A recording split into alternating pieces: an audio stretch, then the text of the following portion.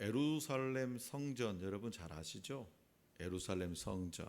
이 예루살렘 성전은 성전산이라고 불리는 곳에 세워졌다고 합니다.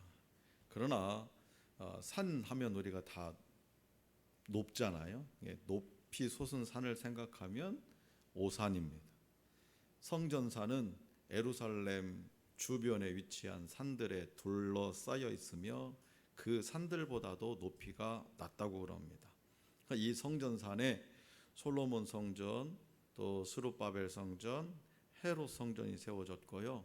지금은 황금돔으로 불리는 이슬람 사원이 자리 잡고 있답니다. 그러니까 최초의 솔로몬 성전이 이곳에 세워질 때 이곳은 여부스 사람 오르난의 타작마당이었다고 성경에 기록되어 있습니다. 그렇다면 타작마당이 성전으로 바뀐 것은 어떤 의미가 있을까요? 그러니까 농경 문화를 이루며 생활하고 있던 이 가나안 주민들은 도시의 가장 높은 곳에 타작마당을 만들곤 했습니다. 그 이유는 뭘까? 곡식을 걷어들여서 햇볕을 잘 받고 통풍이 잘 되는 곳에서 곡식을 말리려는 그런 의도가 있었습니다. 그뿐만 아니라 농경의 신, 풍요의 신, 이 바알 신을 숭배하는 그런 의미도 있었습니다. 그래서 가나안 사람들은 타작마당 옆에 바알 신전을 만들었어요. 그러나 다윗과 솔로몬, 솔로몬이 누굽니까? 그 바알 신전 가만 내뒀겠습니까? 그렇죠. 다윗과 솔로몬에 의해서 바알을 숭배하던 땅에 여호와의 성전이 세워진 겁니다. 그러니까 이것은 단지 예루살렘 성전이 그저 적당한 장소에 세워진 것이 아니라 그 땅의 주권자가 여호와 하나님인 것을 만천하에 명백히 드러나는 그런 위대한 사건이었습니다. 이렇게 위대한 역사적 그리고 신앙적인 배경 위에 세워진 예루살렘 성전이 파괴됩니다. 예루살렘 멸망은 역사상 가장 끔찍한 일이었습니다. 이 멸망은 거의 4년 동안 AD 66년에서 70년까지 이 4년 동안이나 계속된 로마의 포위 공격에서 시작됐습니다. 로마 군대의 포위로 예루살렘 거주민들은 굶주림으로 자식들까지 삶아 먹을 만큼 소름 끼치는 그런 지경에 처했습니다. 마침내 AD 70년 로마 제국은 예루살렘 도성과 성전을 멸망시키기로 결정합니다. 로마 티투스 장군이 예루살렘을 응징하기 위해서 왔고 예루살렘과 거룩한 성전을 철저하게 파괴해버립니다. 학살과 도살은 여기저기에서 이루어집니다. 100만 명 이상의 유대인들이 죽었습니다. 역사학자 요세푸스에 따르면 9만 7천 명 이상이 또 포로로 끌려갔다고 합니다. 그러니까 로마인들이 이 승리를 기념하기 위해서 로마 광장 입구에다가 티투스 장군을 기념하는 개선문을 세웠대요. 일명 티투스 아치. 오늘 우리에게 주신 본문 말씀은 이렇게 역사적 사실로 성취된 예루살렘과 거룩한 성전이 멸망한다는 예언과 이 세상 끝에 일어날 일에 대한 우리 주님의 예언의 말씀입니다. 예루살렘의 멸망에 대한 예수님의 예언은 제자들에게 큰 관심을 가져왔습니다. 그들에게는요, 예루살렘 성전이 파괴된다는 것은 생각할 수도 없는 그런 사태였기 때문이죠.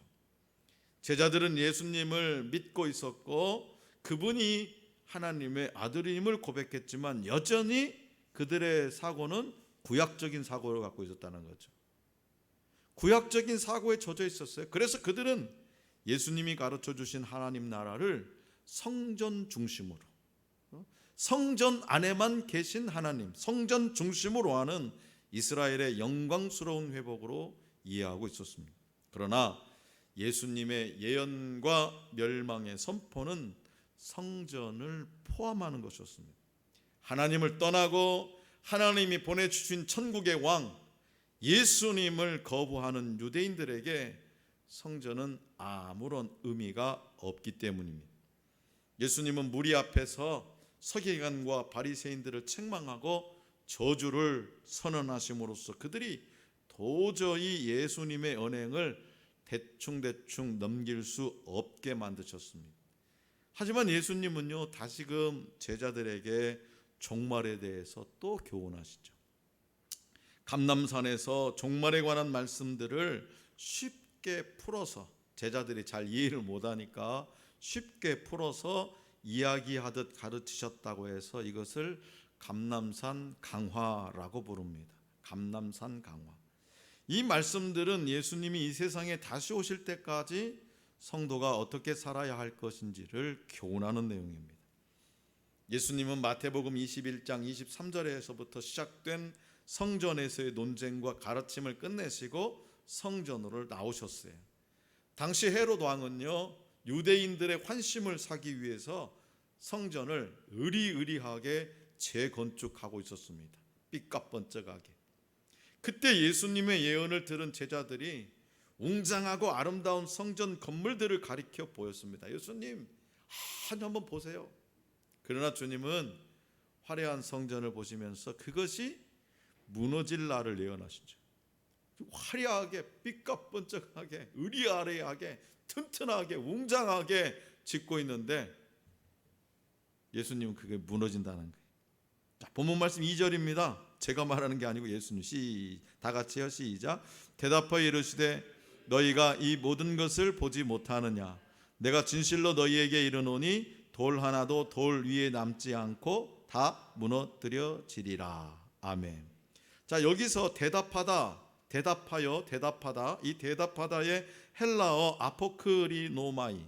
아포크리노마이는요, 어떤 행동에 대한 반응을 표현하는 거예요. 어떤 행동에 대한. 그러니까 예수님이 지금 제자들의 반응을 보고, 행동을 보고 반응하셨다는 거죠. 다시 말해서 행동을 통해서 제자들의 마음, 제자들의 하는 행동을 보고 그 제자들의 마음을 읽으신 예수님은 때가 되면 돌 하나도 돌 위에 남지 않고 라는 말씀으로 이 성전이 완전히 멸망할 것을 예언하십니다. 그 후 예수님은 베다니로 가시는 길에 예루살렘 성전 전체가 내려다 보이는 감람산에 잠시 앉아 계셨죠. 그러자 예수님으로부터 예루살렘에 대한 예언을 들은 제자들이 미치겠죠. 예루살렘 성전이 무너진다고 하니까. 그러니까 또 그 시간에 조용히 물어보죠. 또 예수님한테, 선생님, 언제 이런 일이 일어날 것이고 또 그 징조는 무엇입니까? 당시 유대인의 성전 신앙은요, 유대인들의 이 성전 신앙은 왜곡되어 있었습니다. 그들은 성전에 임재하시는 하나님 대신에 건물 자체에 경외감을 갖고 있었다는 거예요. 건물 자체에. 요즘 현대에도요, 이런 분들이 있어요. 우리 교회가 이래봬도, 이런 사람들이 있잖아요. 우리 교회가 이래봬도. 성전 건물이 대단하니까 자신들의 신앙도 대단하다고 착각하고 있었다는 거죠. 다시 말해서 자신들의 신앙이 바르지 않다는 사실을 인식하지 못했던 겁니다. 그래서 예수님은 성전이 무너지리라고 예언하셨습니다. 성전에 대한 맹목적인 신앙이 만연했던 당시에 이 말씀은 충격 중에 충격이었습니다. 그 이유는 바로 성전 파괴가 그들에게는 세상과 그 역사의 종말을 뜻하는 것과 같았기 때문이죠. 그래서 제자들은 예수님이 다시 오실 때의 표적과 또 세상이 끝날 때의 표적도 함께 여쭤봅니다. 이처럼 제자들뿐만 아니라 모든 사람은요, 종말의 때에 관심을 가지고 있습니다. 언제 종말이 올지에 대해서 모든 사람이 궁금해하지만 정작 중요한 것은요, 언제 종말이 오느냐가 아니라 어떻게 종말을 맞이할 것인가요? 어떻게 종말을 맞이할 것인가? 그 이유는 준비된 사람에게는 때가 중요하지 않기 때문입니다. 그러나 준비되지 않은 사람에게는요, 항상 때가 문제예요. 시험 공부, 이번 중간고사 준비가 잘 된 학생은 뭐요? 야, 그래, 이번 중간고사 때 내가 한번 그래 한번 제대로 한번 시험 봐야지. 준비가 되는. 준비가 안 되는 학생은 시험 날짜가 다가오네. 아이고 이거 어쩌지? 책 한 번도 안 봤는데. 가장 분명한 사실은 종말은 언제나 우리 앞에 있다는 것입니다. 그렇기 때문에 종말은 준비된 사람에게는 구원의 날이 되고요, 준비되지 못한 사람에게는 심판의 날입니다. 그렇다면 지금 여러분들은 어떤 모습으로 살아가고 있습니까? 지구의 종말이 내 생애 중에 오지 않는다고 해도요, 죽음의 순간이 이미 나의 종말이라는 사실을 아십니까? 오늘 당장이라도 세상을 떠날 준비가 되어 있는 사람에게는 때가 문제가 되지 않습니다. 우리 주님은 본문 말씀 4절에서 종말에 대한 가르침을 미혹되지 않도록 주의하라 라는 말씀으로 시작하시죠. 성도들에 대한 핍박, 거짓 선지자의 출현, 불법이 성하고 사랑이 식어가는 일 등이 마지막 때의 징조로서 재난의 시작을 보여줍니다. 우리는 지금 이런 징조들을 주위에서 많이 발견합니다. 이때 가장 주의할 것이 뭐냐? 우리 주님 말씀하신 것이 뭐냐? 재난을 대비하라가 아니라 미혹되지 않아야 한다는 거예요. 미혹되지 않아야 된다. 주님의 재림이 가까울수록 차칭 메시아라는 자들이 많이 나타납니다.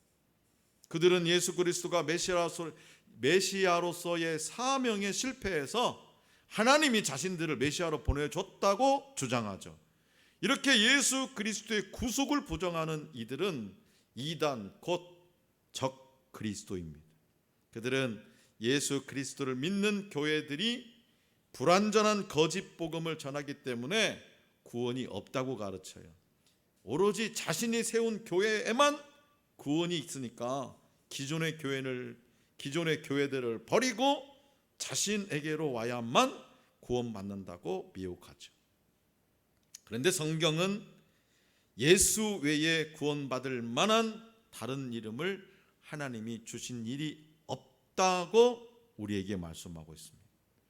그렇기 때문에 예수 외에 다른 구원이 있다고 가르치거나 스스로 메시아라고 주장하는 사람은 무조건 멀리하고, 아니 멀리하는 것이 아니라 아예 배격해야 되는 거죠. 그런 자들을 쫓아가는 사람은 그들과 함께 하나님께 심판을 받게 된다는 사실을 가슴 깊이 새기고, 예수님이 미리 알려주신 말씀들을 마음에 품고 헛된 것, 잘못된 것에 미혹되지 않도록 마음을 굳게 지켜야 됩니다. 그런데 종말을 준비하는 오늘 저와 여러분들에게 있어서 미혹되지 않도록 주의만 하는 것, 주의하는 이 소극적인 것에서 끝나지 않습니다.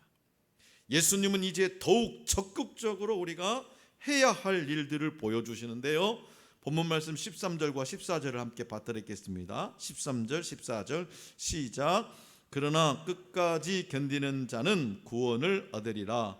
이 천국 복음이 모든 민족에게 증언되기 위하여 온 세상에 전파되리니 그제야 끝이 오리라. 아멘.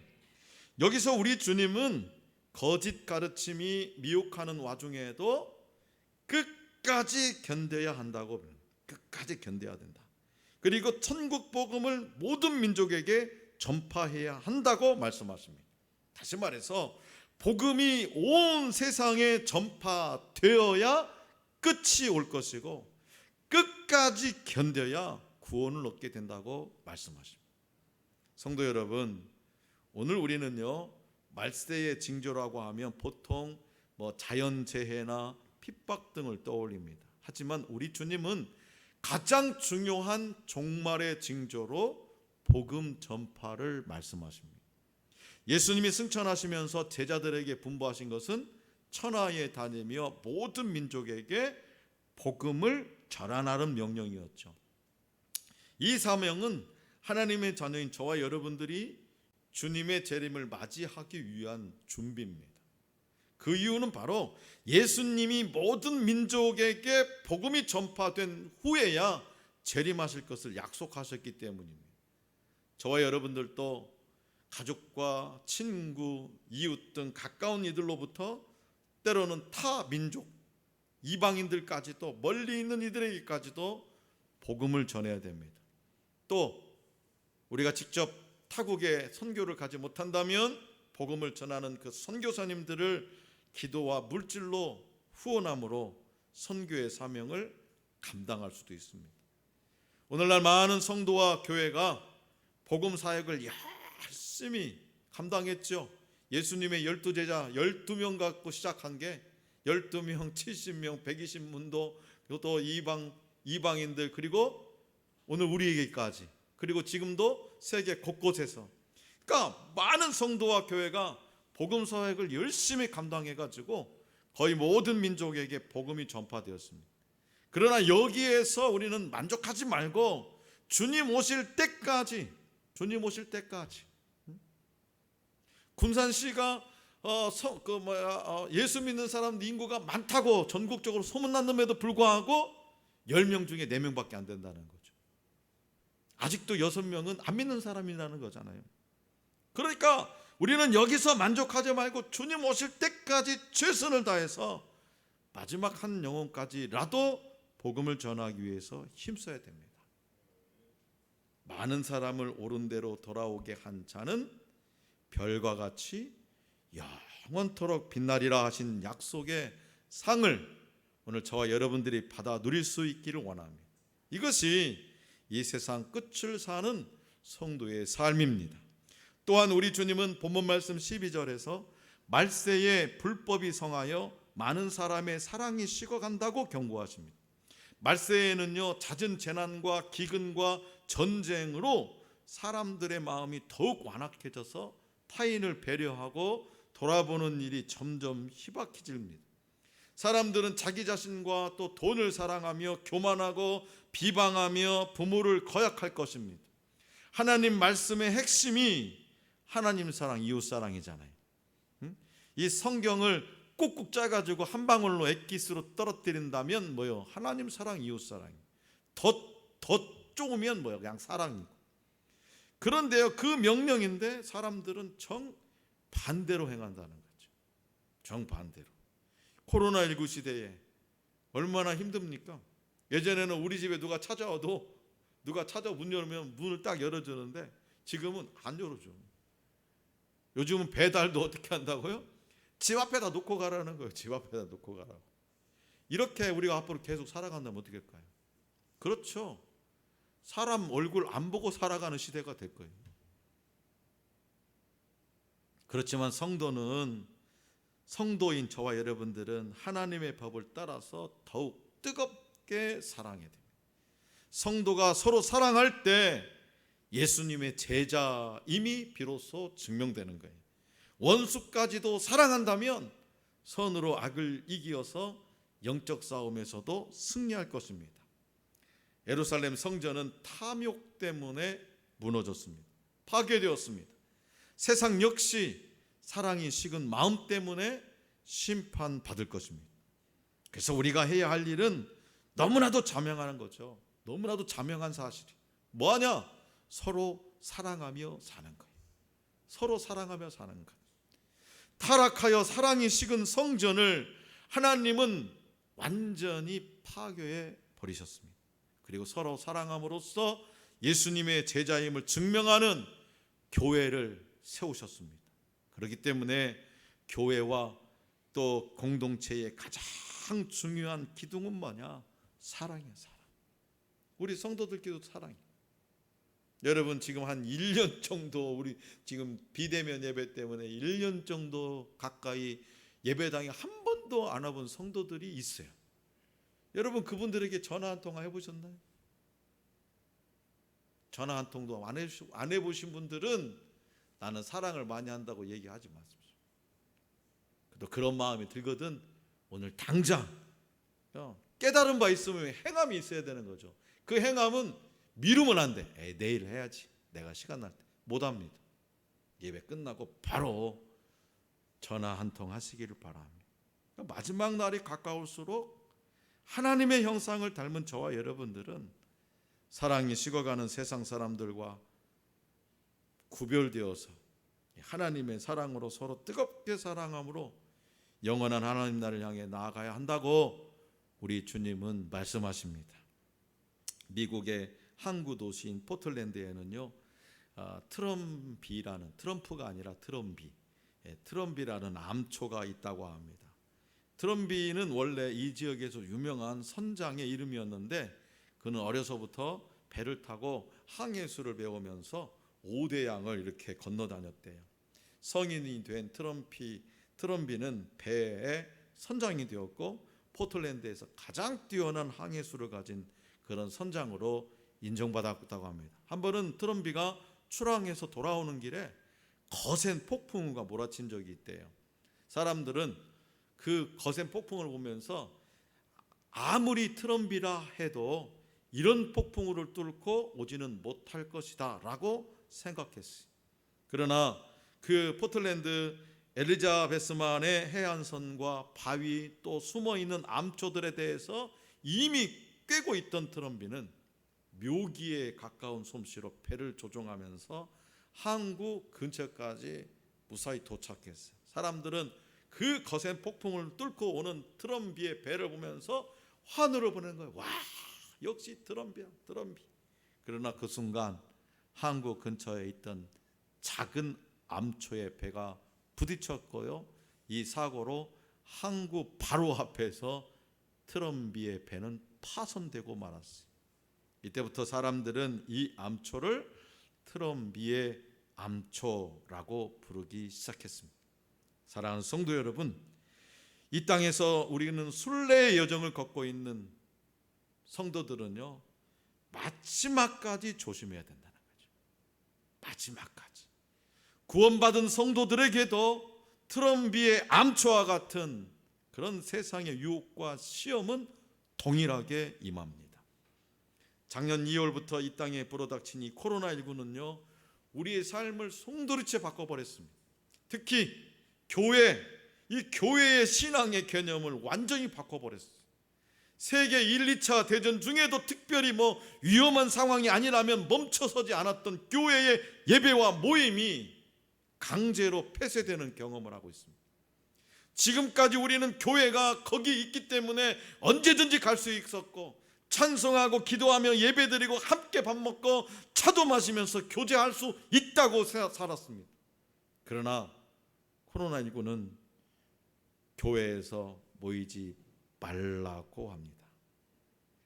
비대면 예배학 책에 비대면 예배라는 예배의 형식이 없다니까. 우리가 공부하는, 목사님들이 공부하는 그 예배학 책에 비대면 예배라는 용어 자체가 없다니까요. 그런데 이 비대면 예배라는 예배 방식이 이 교회가 아니라, 어떤 신학자가 아니라 방역 당국을 통해서 새롭게 태어났습니다. 성도들이 모여서 함께 예배드리지 말고 영상으로 예배드리라고 강요합니다. 함께 모여서 성경 공부하고 기도해야 하고 함께 밥 먹고 차 마시는 것은 아예 금지해 버렸습니다. 이런 코로나19 시대에 본문 말씀에서 성전이 돌 위에 돌 하나도 남지 않고 파괴될 것이며, 난리와 난리의 소문이 들려오고 거짓 그리스도와 선지자들이 미혹하고 예수 믿는 것 때문에 미움을 받고 불법이 성함으로 사랑이 식어갈 것이라는 이 종말에 대한 예수님의 말씀은 오늘 우리에게 경종을 울리주기에 매우 충분합니다. 이렇게 급변하고 있는 시대에 오늘 저와 여러분들은 외형적인 교회가 아니라 우리 속사람이 새로워지고, 이 어려운 때에 우리의 속사람이 세워지고 몸된 성전이 성숙되고 영원한 천상 성전을 사모하면서 소망 중에 살아가야 될 줄로 믿습니다. 우리가 사는 시대를 말세지말이라고 합니다. 말세지말, 마지막 중에서도 가장 마지막인 시대라는 말이죠. 말세지말을 사는 성도의 삶은 무엇보다도 복음을 전파를 위해서 힘써야 돼요.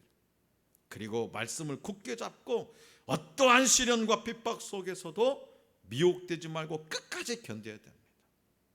어떠한 시련과 핍박 속에도 미혹하지 말고 끝까지 견뎌야 되는 거예요. 우리 교회도 주일 찬양 예배를 지금 못 드리고 있잖아요. 영상 대체 강의를 하고 있는데 그렇게 안 들리다 보니까 그냥 당연히 요즘은 이제 요즘 오후 예배 없는 거야. 아니 영상 대체 강의를 대체하고 있음에도 불구하고 뭐야? 오후에 예배 없지. 코로나가 끝나고 나서도 이렇게 될지, 우리의 생각이 이렇게 고착화될지가 걱정이에요.